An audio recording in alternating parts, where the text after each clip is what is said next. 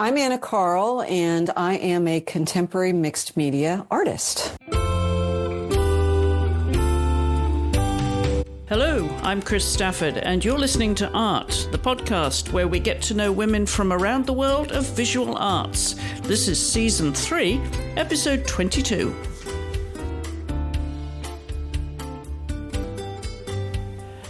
My guest this week is the American contemporary mixed media artist Anna Carll, who began her painting career with very colourful figurative work, which slowly evolved into non-representational abstract work that's based on the concept of urban expansion and erosion.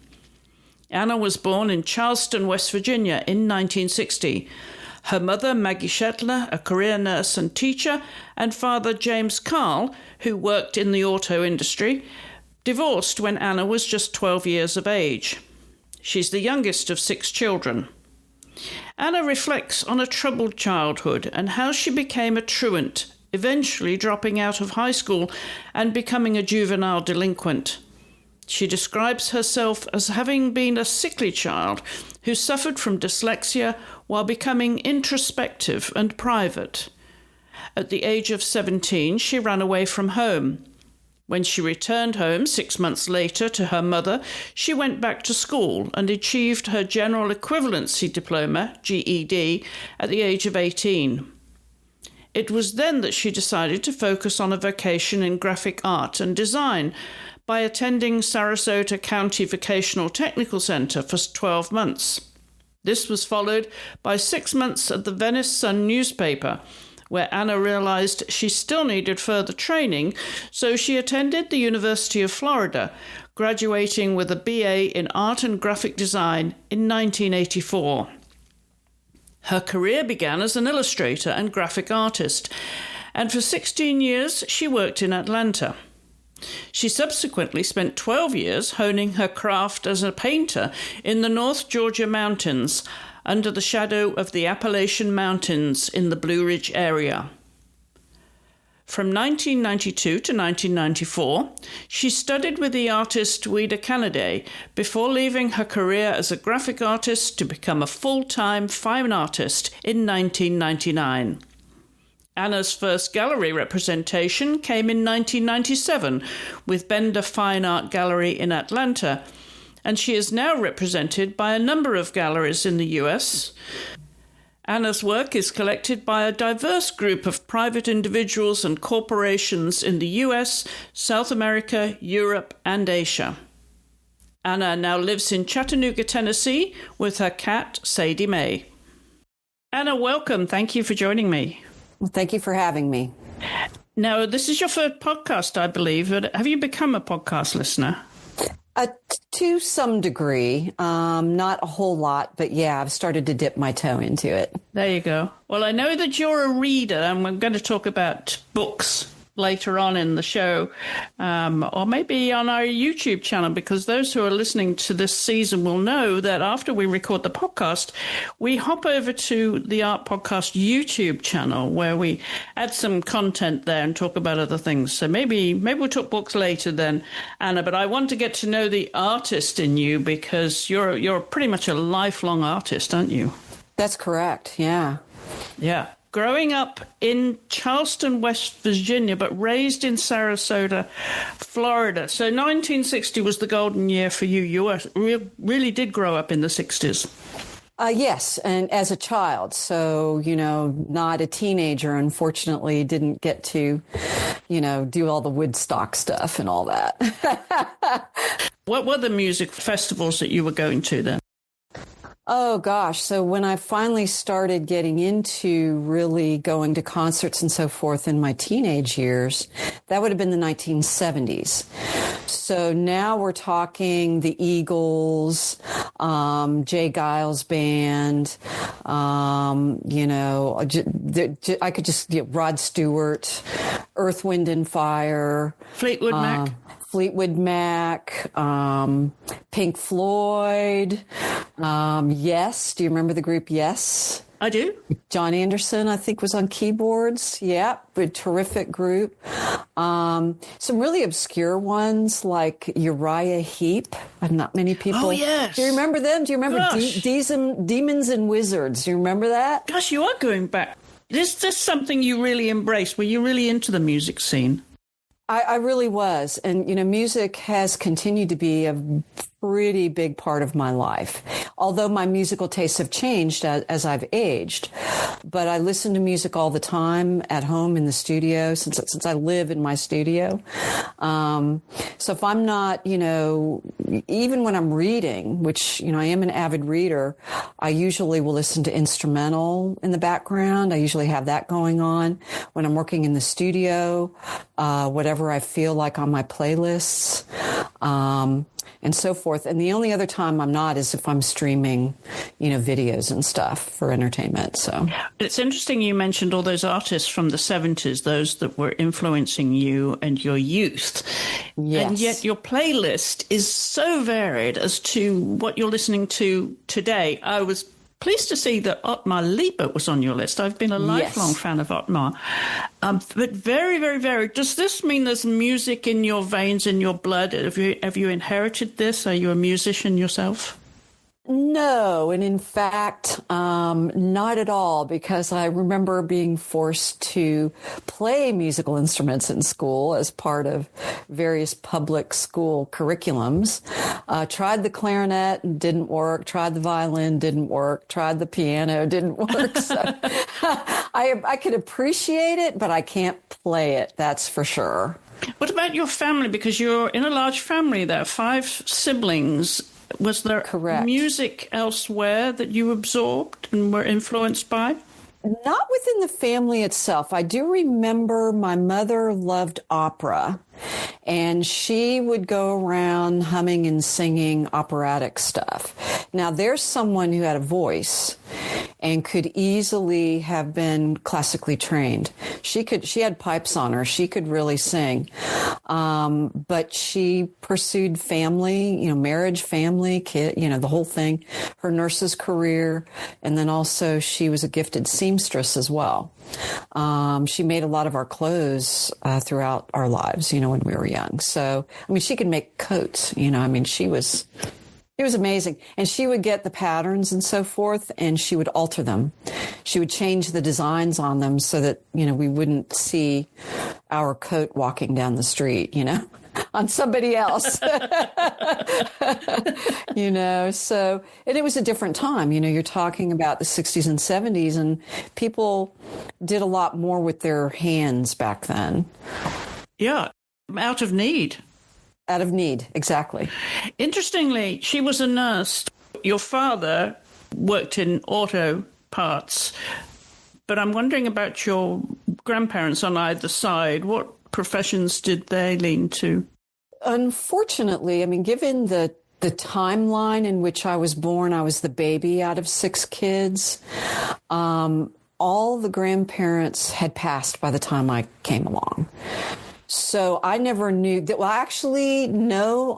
I do remember Grandma Carl, but she passed pretty quickly. I have vague memories about her, my father's mother, and I don't believe she ever had a vocation or a career of any kind other than family. I just don't know enough about her.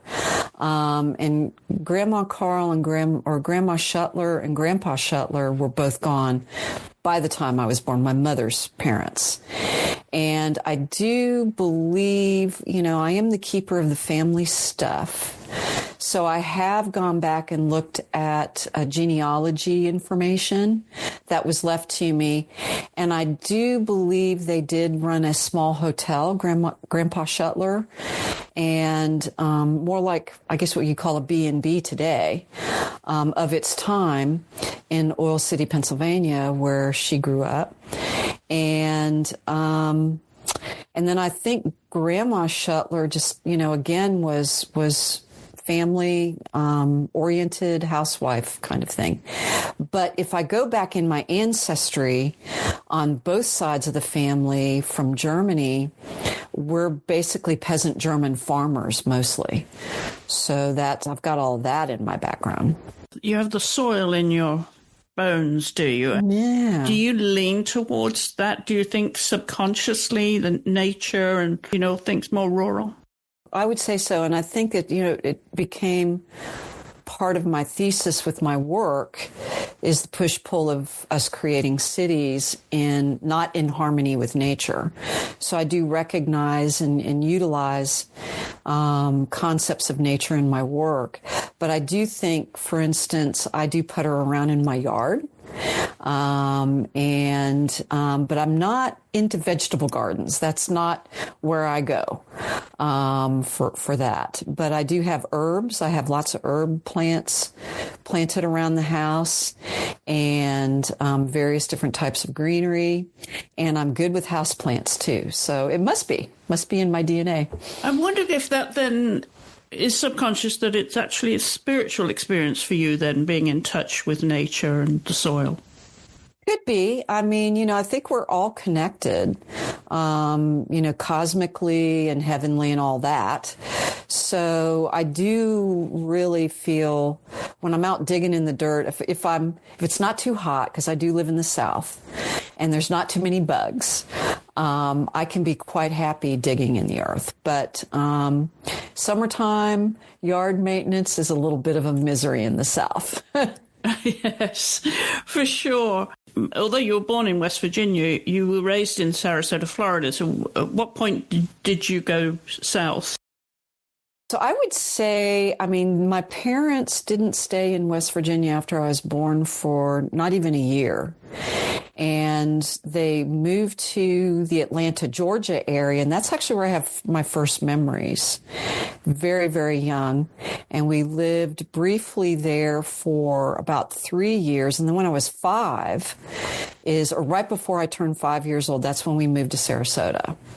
And so that was obviously it was a culture shock from, for the rest of the family. Of course, I was so young, I was more malleable. I didn't really, have strong feelings about it, other than I remember when we all piled out of the Buick. My dad was fond of these big Buicks with bench seats. So the entire 8 of us squeezed into this car.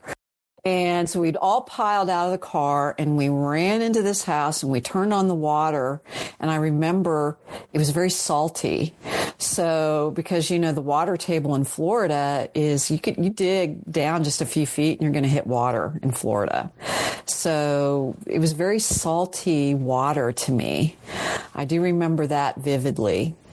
So it was but back then we were completely unmonitored, from kids today whose every minute is watched, through, parenting kids today is very, very different from when I grew up. Yeah, we had a freedom, didn't we? We did. Once we got home from school, we were off the leash. Exactly. When we were always outside, you couldn't, they literally had to drag us in kicking and screaming to eat dinner, right? And now, come now. Exactly.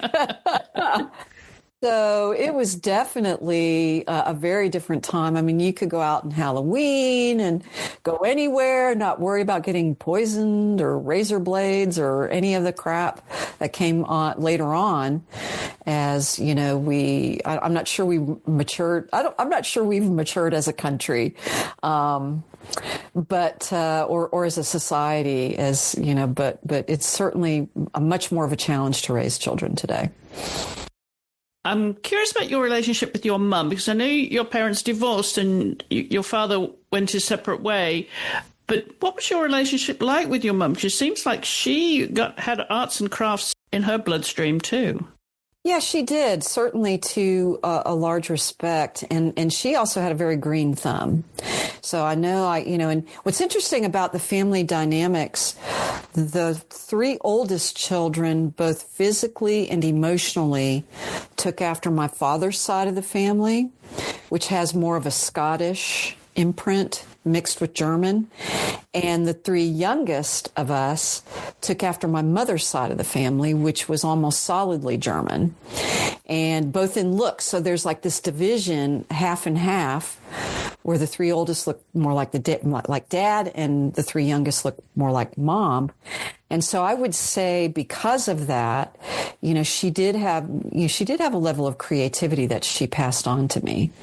And certainly, not only being a nurse, but also being a gifted seamstress as well, and using her hands and so forth. And I can remember, memories of her trying to teach me to sew. And of course, I didn't want to be there. I wanted to be outside, right? Playing with kids. But those early lessons from her came back to me very strongly when I moved to Chattanooga here 12 and a half years ago and got involved with Book Arts at the Open Press, which is a group of us that we make handmade books. And usually art-related themes. And so the stitching, learning like Coptic binding and Japanese stab stitch and the long stitch, and we call it the pamphlet stitch, but in sewing circles you call it the running stitch. I remember Mom teaching me that, and then how that just sort of morphed into my ability to pick up on book arts, which then cross-pollinated into my fine arts practice when I started doing wall hangings. So all of that stitching from my mom from those early years, I remember that. What was interesting about my relationship with my mother young is that she took off from work, from nursing, and did the whole seamstress thing and the at-home mom for the first 5 years that I was alive. And then all of a sudden one day, and this is what parents of that generation did, she dressed on a Monday morning, she dressed me up in, sort of going out somewhere clothes. She piled me into the car and she took me to Hansel and Gretel preschool. And she dropped me off with strangers and basically said, this is where you're going to be until you go to school. And she drove off and left me with these strangers. And so there was there was no preparation. There was no discussion that, hey, you're going to start preschool and let me tell you about it. And this is what's going to happen. There was none of that in that generation of parenting.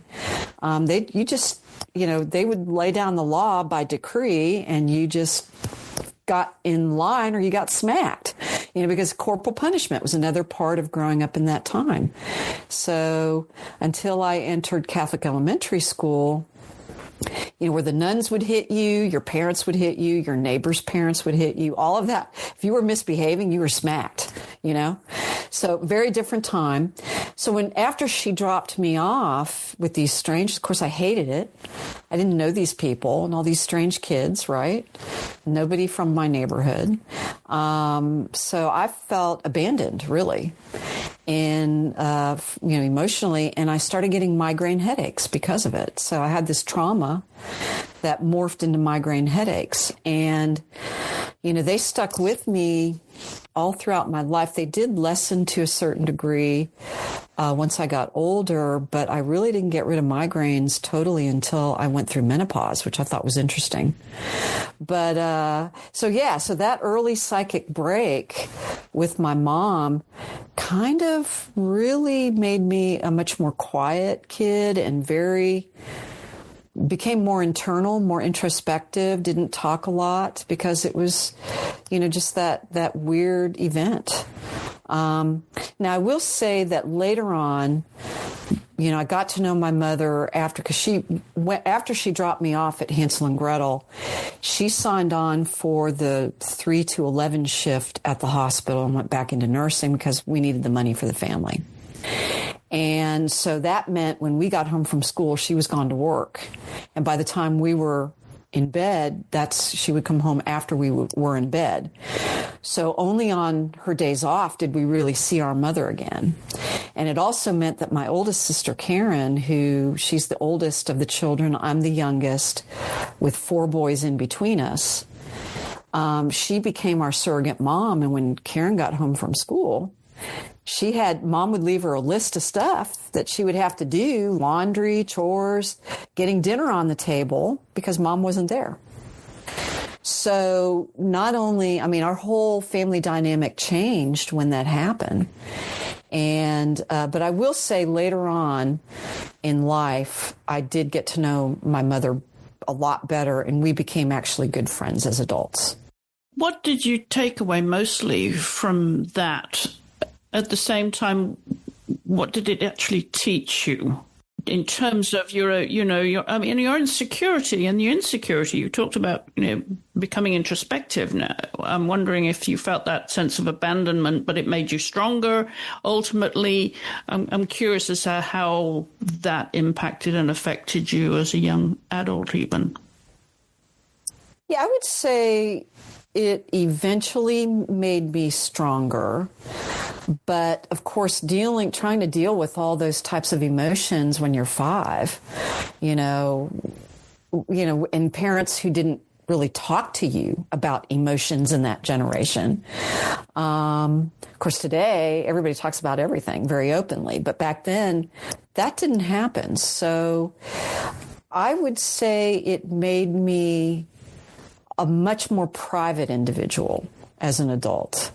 And I can look back on that event and say, yeah, that's why I don't broadcast, my personal life on social media. I stick totally to my studio happenings. I do not post anything about what's going on in my private life because and I can pretty much target back to that very event.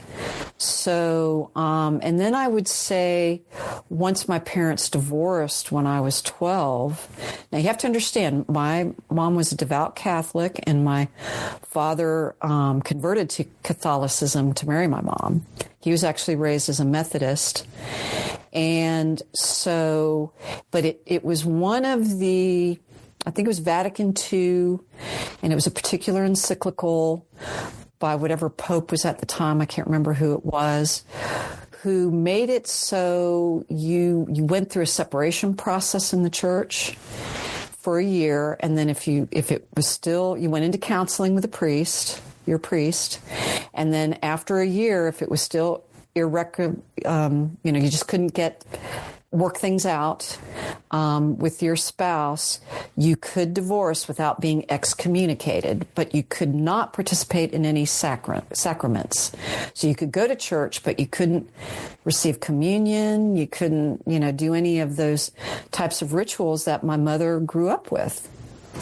So, she made a huge leap, for doing that. And I would say partly of what happened to me earlier at 5, plus the total fracturing of the family when I was 12, actually I went off into being a juvenile delinquent. So I got very angry and I, skipped school. We call it truancy. I got into the drug scene in South Florida as a teenager. Did all of that because just from all the emotional anger that comes out of that. How did that play out for you, though? Did you have support? Were you close to your siblings? Where were you getting the support that you needed as a young adult? I would say I had one of my brothers who is no longer with us, Greg. I was actually born on his 5th birthday. So we shared the same birthday, 5 years apart in age. And he kind of took it on himself to be sort of my protector growing up. So it was kind of a double-edged sword. On the one hand, I could talk to him like none of my other siblings at the time. And on the other hand, I was skinny. I was kind of a sickly kid. I was introverted. I was, very quiet because of what happened, at 5, that major abandonment issue. And I had bully me tattooed across my forehead, right? So I was like the perfect kid for bullying. Nobody came near me. And I didn't really put it together until later on in life, having a conversation with Greg, that my brothers who preceded me through school made it known to everybody that if you mess with our little sister, you mess with all of us. So, Everybody would just kept completely leave me alone. I was never bullied. It was really interesting. But on the other side, they ran off all my potential dates as well. So even though I had this great, resource and support from them, I didn't get any dates until I was like maybe 17 or 18 when I started dating. And they were largely gone. They had moved out and were gone out of my life at that point. So how were relationships impacted with that? Oh, I would definitely say that it had a pretty big, along with other things that happened in my childhood that I don't want to talk about. But I would say it definitely affected how, levels of intimacy that I could have with a potential partner, obviously. And as it stands today, I am single and I do live alone and prefer it that way. So I'm a dedicated bachelorette for the rest of my life. This is a permanent decision, is it? It is. And it's, and I did give it the old college try. I've had lots of boyfriends in my life. I lived in sin 4 times, right? Never married, never had children. That was also a conscious decision. I knew I didn't want to have children. I wanted to be very career oriented. So I did make that choice. And I come from a really huge Catholic family and with millions of cousins out there in the world. So there wasn't any familial pressure for me to procreate, which was good. And all of my siblings, say 4 of us, had children out of 6. So plenty of grandkids and all that stuff. So I would say that in those relationships, the 4 major relationships in my life just didn't work out. And I would say a lot of that has to do from the roots of my childhood, for sure. Have you found your peace then with who you are, your identity, the spiritual side of you, and maybe through religion? I'm wondering how much faith has played a part in that journey. Well, faith, it's certainly not any sort of organized religion is not in my life at all. I did, as soon as I was confirmed in the Catholic Church, I walked away from it. Because it was just a structure that I didn't, as a feminist, I just didn't agree with that structure at all. So it was a very conscious decision. I've gone through every level of, I was an atheist for a long time, then I would consider myself agnostic. Then I'm like, well, I'm more science related. And I'm like, well, where I've landed in terms of, I would say, spirituality or lack thereof, is I agree wholeheartedly with Bart Ehrman, who happens to be a professor of religious studies at the University of North Carolina, Chapel Hill. And he's been interviewed by Terry Gross on Fresh Air, which is something I've listened to most of my adult life. And what he calls, he started out as an evangelical Christian, and as he got into religious studies, he basically tossed most of that his upbringing in religion out the window, so to speak. And what he calls himself is he is a practicing atheist and a hopeful agnostic. So I really actually like that a lot because, quite frankly, I really don't know. I don't know if there's a God. Everyone could be right that there's a God. So I'm not comfortable saying that absolutely, definitely that there's no, higher power of some kind. But the way that I govern myself in my life is, just being connected to the earth spiritually and believing in Mother Earth and Gaia and the cosmos. And if that is some form of spiritual belief, so be it. So I don't really know how to, label myself. I don't think there is a label for what I am or what I've become spiritually. But I would also say, just becoming a very private person, all of that stems out of all of these experiences as well. Are you very meditative, or do you find that your art helps you into that place in your heart and soul, where you're most comfortable and where you can turn the rest of the world off.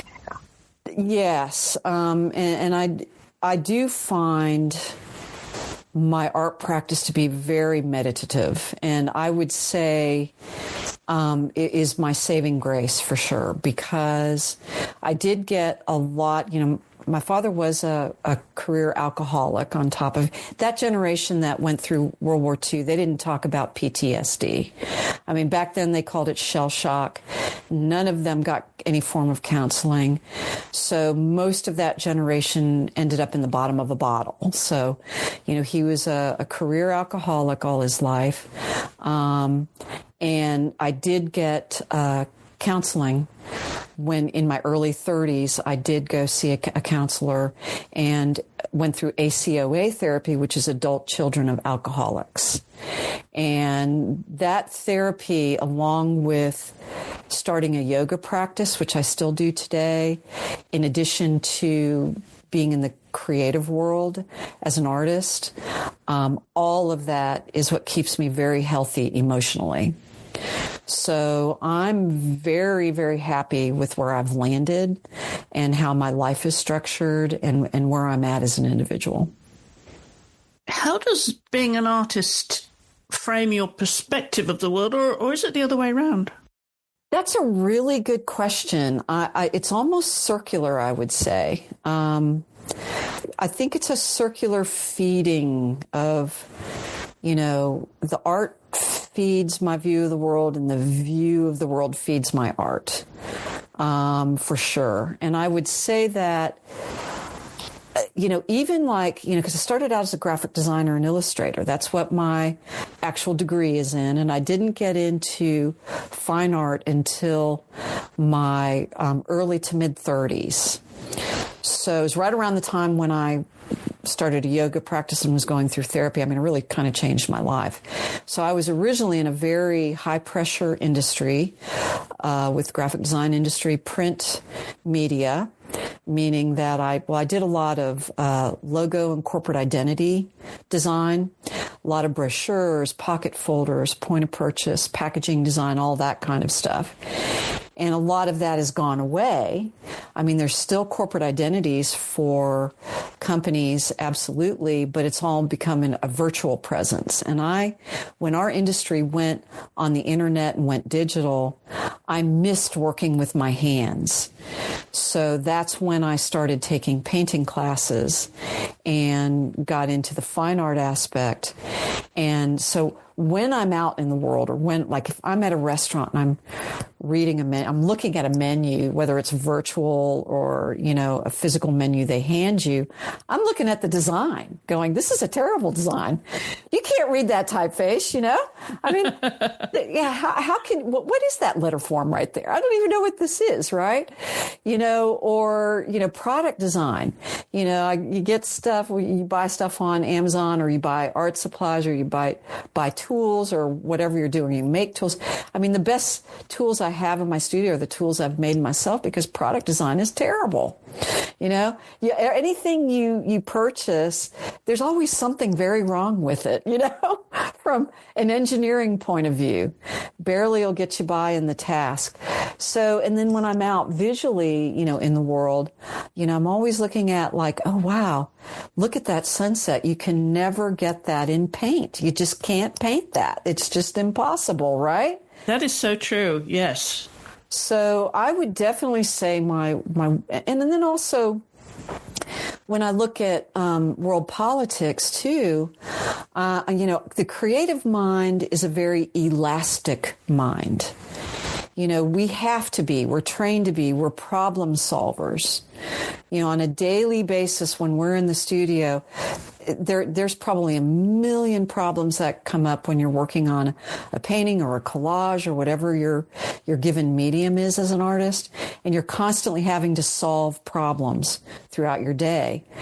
So, when I look out at the world of politics, I'm like, I just don't even like to go there. It's like I've pretty much just kind of given up on, of course, United States politics at this point. But even global politics, it's not just this country. Global politics has become so unbelievably full of strife and, all these, not that we haven't always had war and strife as humans, but it seems to be particularly vitriolic now. And it's to the point where I just don't even want to go there, So I am sort of in a news blackout at this time, certainly through the rest of this current administration. And I just pick and choose my sources very, very carefully. And I only dip my toe into what's going on in the world when I need to find out something very specific. So actually, my studio and my worldview has become one of sanctuary. So my studio is my sanctuary from the world, and I peer out at the world through the lens of my studio. And so it's become very much a part of sort of sequestering myself, sort of like nuns do, I guess, in a way. So it's just that, my structure, rather than being organized religion, is my spirituality of the studio. That's my lens.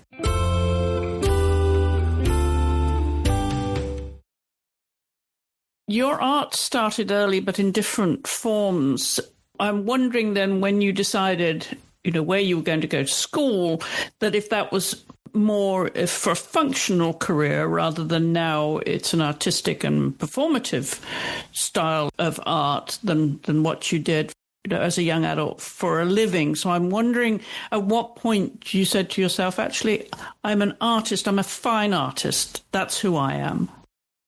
Yeah, there is a point of departure from one career to the next.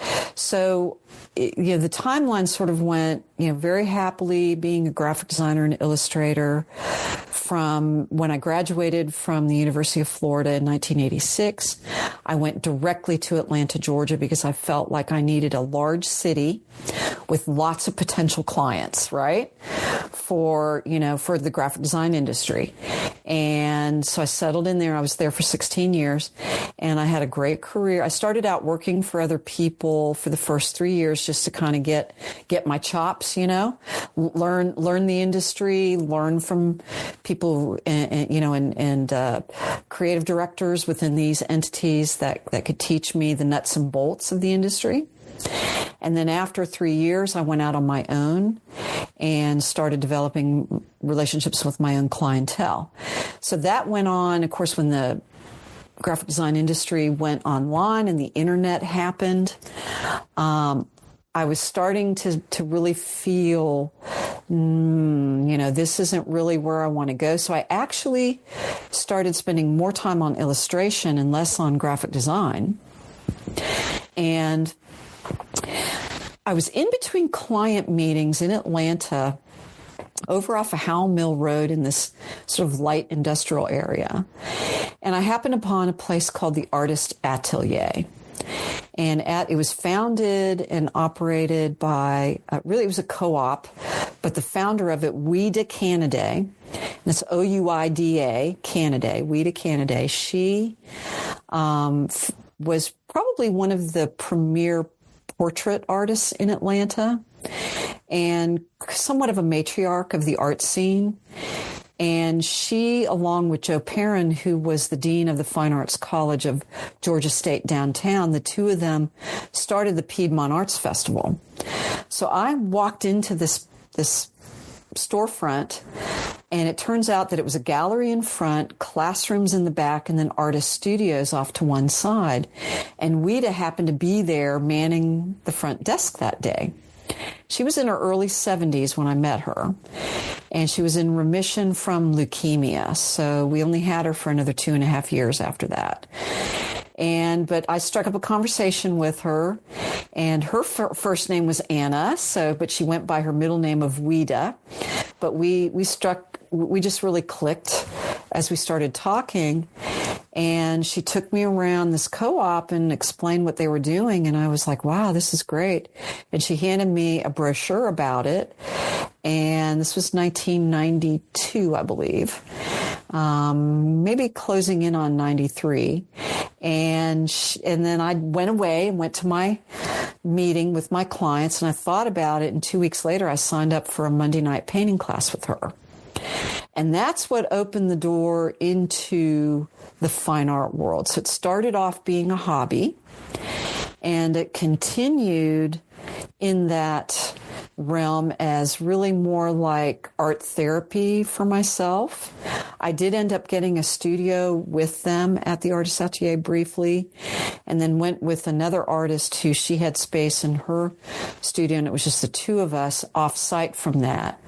And I was with her for about a year, and then I started setting up a painting studio in my home alongside of my graphic design studio. And then eventually, by 1999, I started eliminating the graphic design and actually went to a photographer. And back then, you took slides of your work as an artist, and you went around to galleries and you physically dropped off slides of your work along with your resume, and if you wanted to get in a gallery. And so I did that in 1996, started, just kind of going around to the galleries in Atlanta, and I got in one. And this was Bill and Brenda Bender, who was of Bender Fine Art. That gallery is no longer there. And Bill called me up one day, like about 4 months later, and said, we love your work, and I'd like to schedule a studio visit. And he came to my studio, and he looked at my work. I had about 25 pieces that I had done in between client work as a designer and illustrator. And he said, I want to take all this work, 25 pieces. And I said, okay. So I had to rent a truck to move them because a couple of them were 5 feet square, so it wouldn't fit in my Toyota hatchback, and delivered them to the gallery. And we set up a contract, and he helped me price everything because he knew I was brand new to it, so I didn't even know how to price my work. And he said, well, I think I can, what he asked me was, how much do you need to make off of this work? And so I kind of just thought about it for about a couple of minutes, and I said, okay. So I'm imagining that the larger work, because it's longer, it takes more time to work on larger work than it does on smaller work. And of course, at the time, I didn't know how wrong that was going to be later on. But at the time it was. And so I came up with a figure of what I needed to make out of the work. And what he did is he doubled it and made it retail, and then they would take their 50%. So he actually coached me through the process of how to, start making a living as a fine artist, and what he needed from me to do. An artist statement. Let's redo your resume. Let's come up with this artist statement. You need to think about what you want to say about your work. And all of that, he coached me. And that was such a wonderful relationship. I really missed working with them when they closed the gallery in 2001.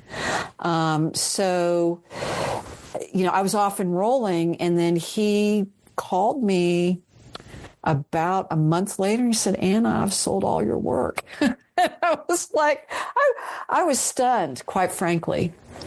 25 pieces in a month. Yeah. So it was like, okay.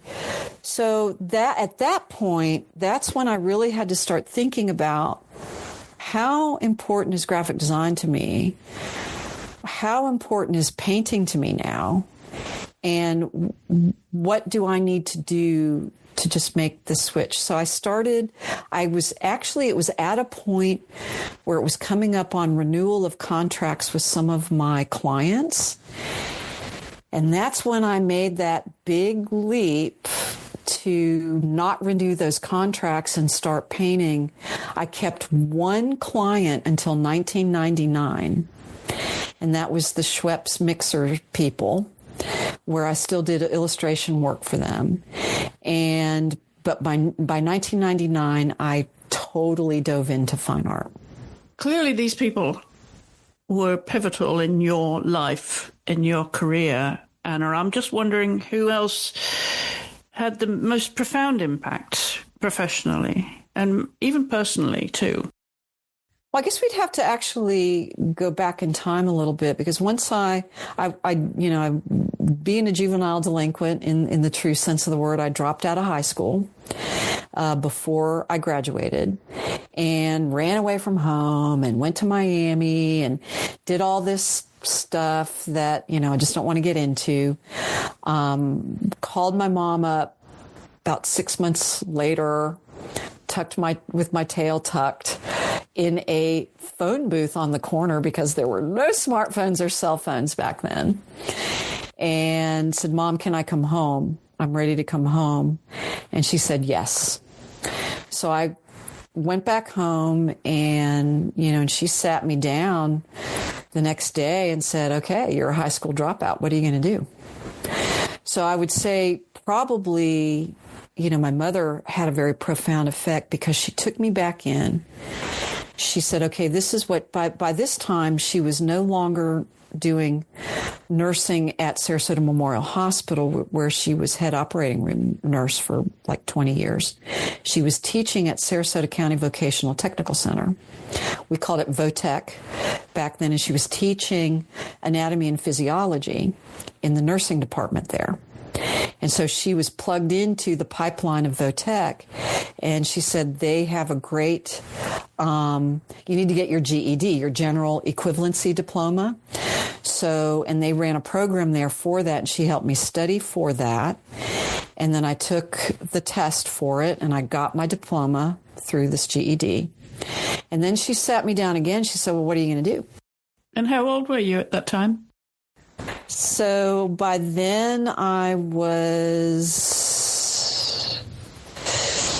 18-ish, okay? And so interestingly, when my age group would have graduated from high school, I just did it in a very different way. So I was still the same age when I got my GED as my contemporaries. So she said, "You got to do something. What are your interests?" I didn't have a clue, to be honest, because other than the requisite art classes you had in public education growing up, because they took me out of Catholic elementary school, and then I was thrown into Sarasota Junior High and Senior High, which was state-run school. And they had art programs back then in that time. And other than the requisite couple of courses you took throughout public school, I didn't really have any art training. So she said, "Well, they do a sort of aptitude test at VOTEC. Why don't you sign up for that? And it'll tell you what your interests are." So we did that. So she signed me up for that.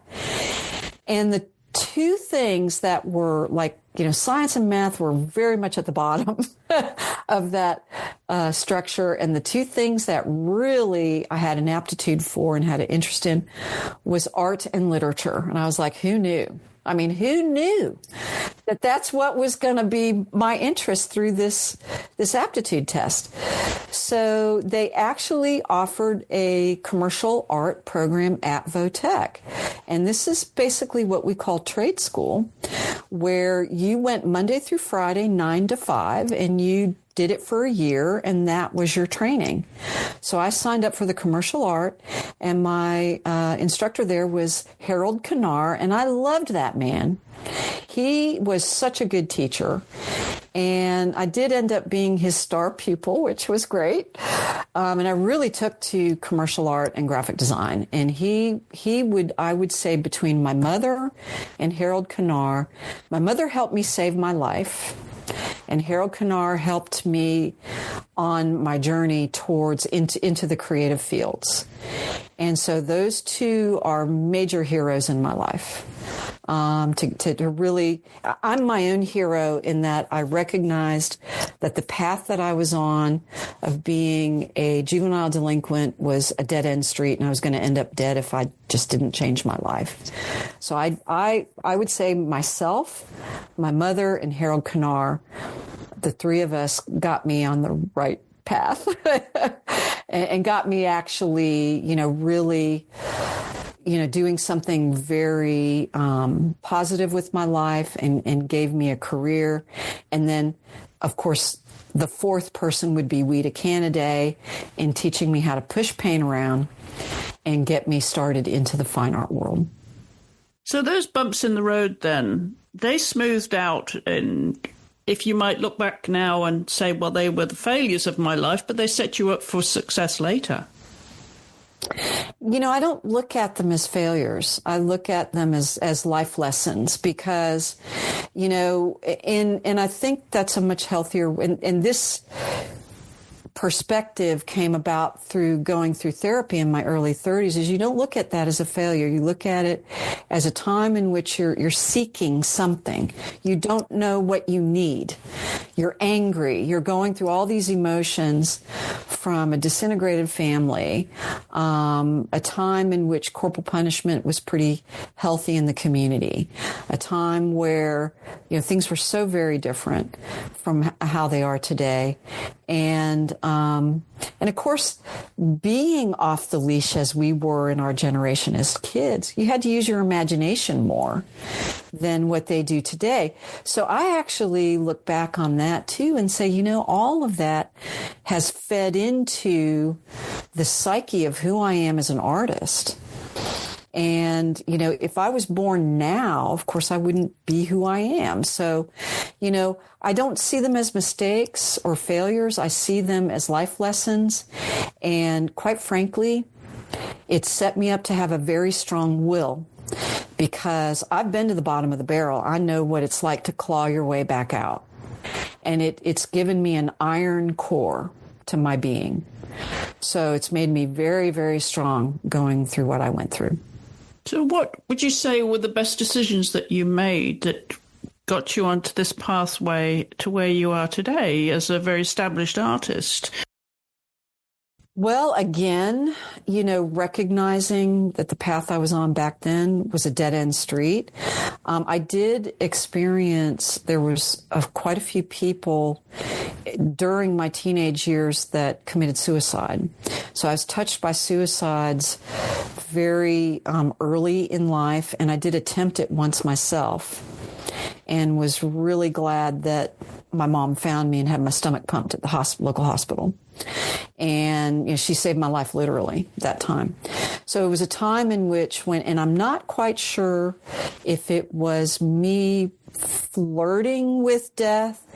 I wouldn't say I'm going to take this handful of pills and kill myself. It was more like I'm going to take all these pills and I don't care what happens. That kind of thing. So I would say, just going through all of that, and basically seeing that this is just, I've got to change something. I've got to change this, recognizing in myself that I had this propensity for walking on that razor's edge between what a lot of people would call the razor edge between good and evil. Not that I was ever evil, but I was certainly a bad girl. But just looking at that and seeing through these experiences of other people I knew at that time who succeeded in committing suicide and what it did to the people that, they left behind really formed my belief today of, just, and I would say also the peasant farmer roots in my DNA from my peasant German farmer ancestry, having that core of pragmatism, being a very pragmatic person. Okay, this is not working. I've got to change my life. Ask your mom, seek help. She's there for you. She can be there for you. Reach out and grab the helping hand. Because when you're in a situation like that, if people do offer you a helping hand, quit slapping that hand away and grab a hold of it. Because, in this life, none of us can do this alone. None of us can do it alone. And that came out of year of therapy that I went through, that it is definitely, we're better operating as a village rather than the loner. How do you think now your family and your friends would describe you? Because you seem to be a very rounded, well-rounded person, very stable, as you say, at your core, and yet the extrovert in you is the artist as well, which comes from a very central place in you. So I'm wondering how that comes across in your personality and what those closest to you would say about you now. I would think that they would say that I'm, just someone who gets the job done. I get offers from, for collaboration projects. I've asked other artists to collaborate with me on public art projects here in Chattanooga. So people know that they can rely on me as a team member, certainly in the creative field. A lot of artists come to me for advice, and I'm also very active in an organization here called AVA, which is the Association for Visual Arts, and we have a twice monthly critique group where we get together at the AVA offices up on the North Shore here in Chattanooga.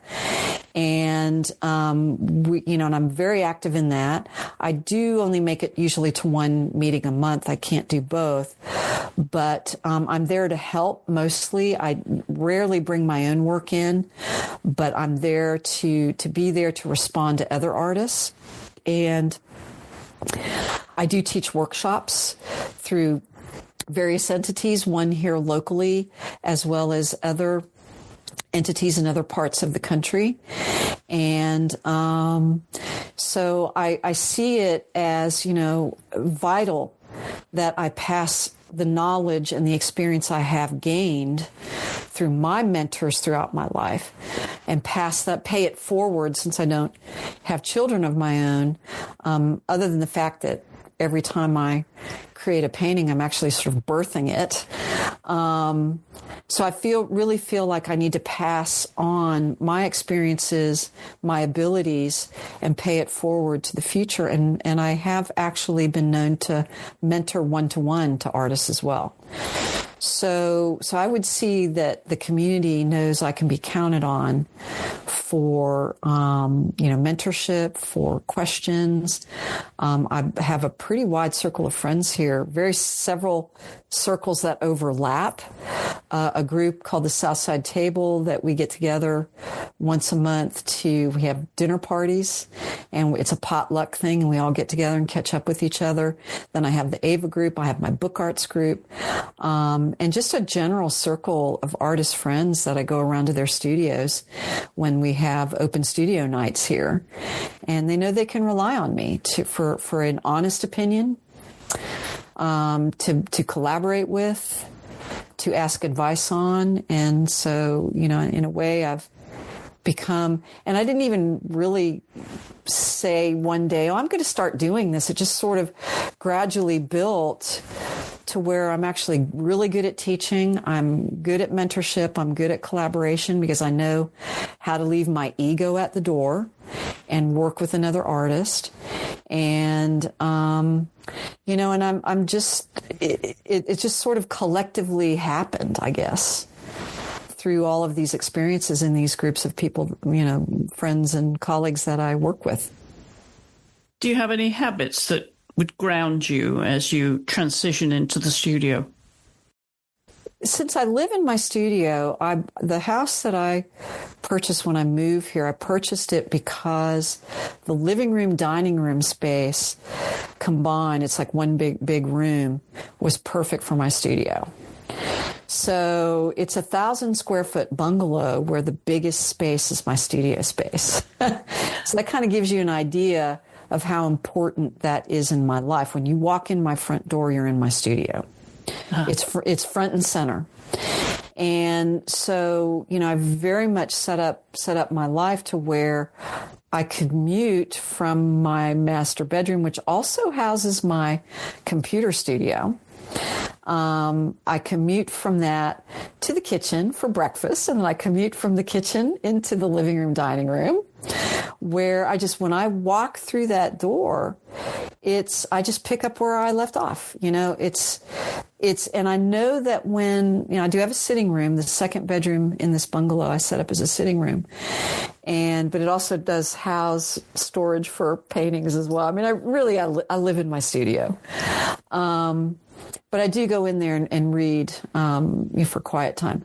So I would say when I walk in the studio, from one room to the next, it's almost like, if you think of it as a virtual reality, when I walk through that door, I'm there 100%. So it's just, okay, go over to my work table, start working on, just pick up where I left off. I believe that, there's a pretty famous artist, Chuck Close, which most people have heard of. I know he was sort of denounced through the Me Too movement, but he still has been, was a major artist here in the United States. And he has a great quote that I use, that inspiration is for amateurs. The rest of us just show up and get to work. And that's exactly what I believe. You just walk into your studio and you get to work. So I don't need to meditate. I don't need to look at what's going on so much as just walk up and start working on it. And I just pick up where I left off. And, and then I would say at the end of my work day, and I have pretty standard hours in terms of, I usually get up around 5 a.m. I'm an early riser, and I'm in the studio. I like to kind of have a slow tea and breakfast time, and I ease myself into the day. I go in, I answer any kind of correspondence through email or anything I need to address. Spend about an hour doing that. And then I walk into the studio, and I'm there at 8, and I work till 4:30. And then when I usually stop work, I immediately start doing yoga. Just walk right into my yoga practice, which I do in my studio. I just roll out my mat and I start doing yoga stretches. And that kind of works out all the kinks of the day. And so I'm not sure that I don't really sit there and breathe a lot and do meditation through yoga, but just the process of going through yoga and being mindful of my breaths, the inhale and the exhale, of the various yoga moves that I go through. And, the mantra that I learned through the Pierce program in Atlanta, which is where I learned how to do yoga through them, Margaret and Martin Pierce. And Martin is no longer with us. I'm not even sure if the Pierce program still exists in Atlanta. But just being very mindful of, you inhale love and you exhale compassion. That was sort of the mantra that, you went through with the Pierce program. You inhale love and you exhale compassion, so that what you're inhaling and exhaling is the part of the global community. You only want the love, and you want to exhale compassion for your fellow human. And that to me is beautiful. So that sort of breath pattern and being mindful of it is sort of just so doing the work in the studio is meditative, because I just dive into it. As soon as I walk in, I'm there 100%. And then ending my day with yoga and, before I prepare a meal for the evening, it's a beautiful cycle, daily cycle for me. I'm wondering, since you live alone, and if you have someone that you show your work to when it's first finished before it goes public, and which, together with that, is the most important aspect of your art? Is it the actual creating, the process, or when it becomes validated in front of the public? Yeah, that's the biggie, isn't it, for all artists? Yeah. So, do you have enough personal validation for your own work before you throw it out there? I would say that I do. Again, for whatever reasons in my personal and emotional makeup, that's, the path that I've gone and where I'm at today, I really do believe in my own abilities to create really good compositions. And in fact, I'm sort of known for really, really good composition work. And part of it, I think, stems from the fact that I'm dyslexic, which is basically cross-motor dysfunction in the brain. I'm left eye dominant and I'm right-handed, which causes vision issues in the brain where there's a disconnect from one side of the brain to the other. And in fact, my optometrist was 12 years old. He was the one that diagnosed it. So dyslexia shouldn't be seen as a mental illness. It's a cross-motor dysfunction in the brain, where visually, if I'm typing on a computer or writing, by hand, I transpose letters and numbers. And so I have to really pay attention, but it's only with output. When I input, I can read just fine, but I could never speed read. I am a careful reader. And occasionally my brain will replace a word in a sentence that is very similar to the sentence in print or the word in print, and it will completely change the meaning of the sentence. So occasionally I'll be reading and I'll just go, that made no sense whatsoever. And I'll have to go back and reread a sentence. And that's another thing that dyslexia does.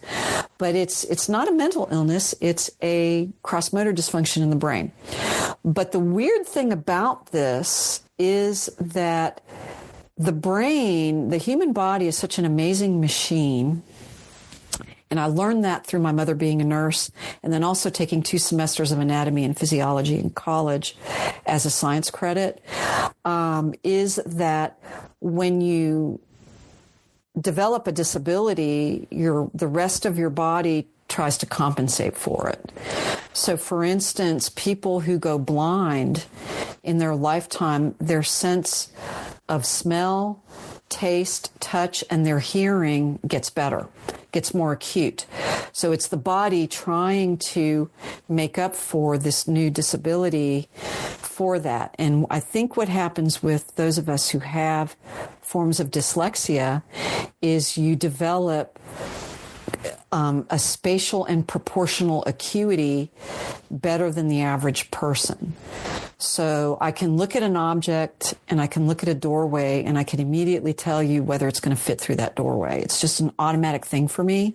And I think because of that is why I'm able to do such good proportional aspects in my work, and come up with consistently really good compositions is because of that. So, all of that's part of the makeup of who I am as an artist.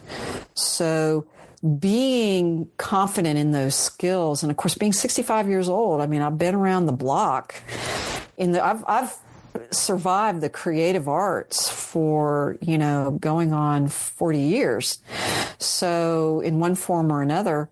So yeah, I think part of it is age, you're confident in your skills, and what you've learned and what you bring to it. So yeah, I've definitely have that level of confidence in my own work before I put it out to the public. But do I tag friends of mine to look at stuff before I post it on Instagram? Very rarely. Only occasionally will I direct message one of my friends through Instagram and say, hey, what do you think of this? Or can you come over for a studio visit? I'm wondering, though, given the success you've had, and obviously now you're in a very good place with your art, what a year looks like to you. How's 2025 been to you, and what's left for you this year? That's good question. So the end of last year brought a a series of events that really shaped what this year did. So one of my galleries is in Charleston, South Carolina. It's kind of become my primary gallery at this time. It's Hagen Fine Art. And the founder of the gallery, Karen Hagen, she sold the gallery to Wendy Carlin, who moved to Charleston from the Northeast. And she brought to it an extensive knowledge of, she's been a curator, she's worked in museums. She's got just she's got a really impressive resume coming into, but she'd never owned a gallery before, so she wanted to do that. And she has transformed that gallery. Karen got it started, and Wendy has transformed that gallery into a really solid entity. And a couple of things that she's been testing the waters on is to get, a select few of her artists up on the Artsy platform, which is the high-end fine art platform. And she also took several of us to Red Dot Miami, which is Miami Art Week, part of the Basel, or Basel, if you pronounce it like that, Art Basel Miami. So my work got seen in Miami at the end of last year, because that happens at the beginning of December. Basel Art Week.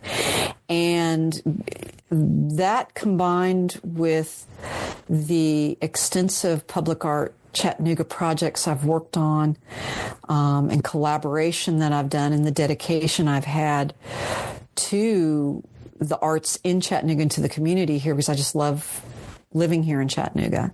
And I really wanted to invest myself in public art projects. So I have that history now with the city.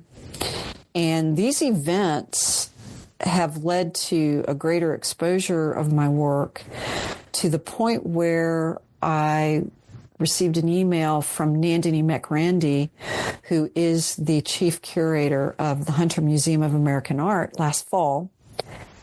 And she wanted to come for a studio visit. And so I was like, great. And I just happened to be working on my solo show for Hagen Fine Art, which coincided with Miami Art Week. And so I had a lot of work in the studio that was both in process and done. And Nandini came to my studio and, stayed over an hour and asked tons of questions, took copious notes.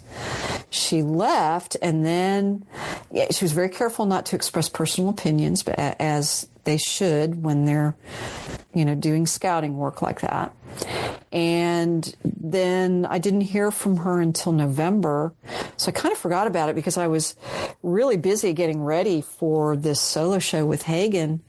And then in November, I got the formal invitation to participate in the Hunter Invitational 5, which is where they do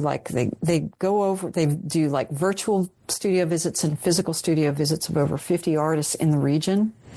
And they cull it down to 8 or 9 artists, and then they invite you to do a group show at the Hunter Museum. So this will be my first group show in a museum, and I'm just so thrilled and honored and humbled that I made the cut to be in this show with some incredible artists throughout the region, and that has dominated the landscape of this year.